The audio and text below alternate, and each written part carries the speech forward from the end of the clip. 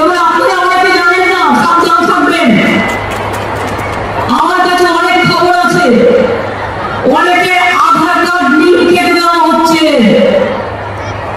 জামালপুরে 50 জনের টাকা হয়েছে, জামালপুরটা বর্তমানে বীরভূমেও কাটা হচ্ছে, উত্তর 24 পরগনাও কাটা হচ্ছে, দক্ষিণ 24 পরগনাও কাটা হচ্ছে, নর্থ বেঙ্গলেও কাটা হচ্ছে।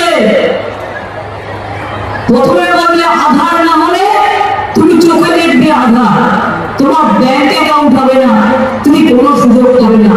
কোন অধিকারে তুমি কাউকে না জিজ্ঞেস করে তার আধার কার্ড কেটে দিচ্ছ? লজ্জা করে না?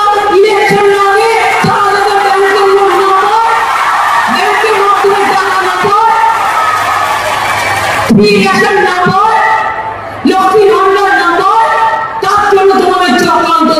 আমি পরিষ্কার বলে যাচ্ছি, আমার চিফ সেক্রেটারি সহ অন্যান্য এখানে আছে, আধার কার্ড নো আধার কার্ড আমাদের কোনো স্কিম বন্ধ হবে না। আমরা আমাদের কার্ডের মাধ্যমে আমরা স্টেট গভর্নমেন্ট চালিয়ে যাব।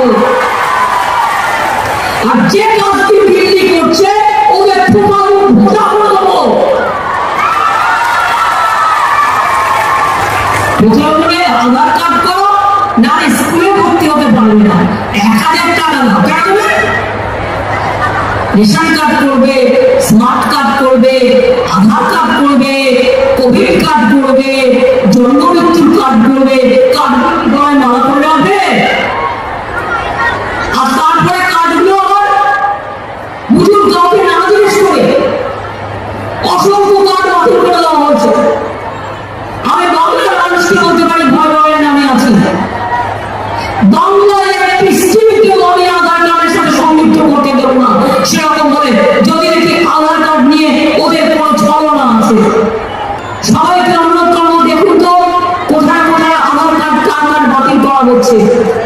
দরকার আমি সিএসকে বলবো একটা অনলাইন একটা পোর্টাল চালু করে দিন, যাদের যাদের আধার কার্ড বাতিল করে দেওয়া হচ্ছে তার ইমিডিয়েট আমাদের জানাবে, অল্টারনেটিভ কি করে দেওয়া যায় সেটা আমরা দেখবো। আর ব্যাংক যদি মনে করে আধার কার্ড না হলে আমি দেবো না, তাহলে দরকার হলে ব্যাংক ছাড়াই কাজ করবো। আমাদের তো কোঅপারেটিভ ব্যাংক আছে, আমাদের অন্যান্য সমস্যা আছে।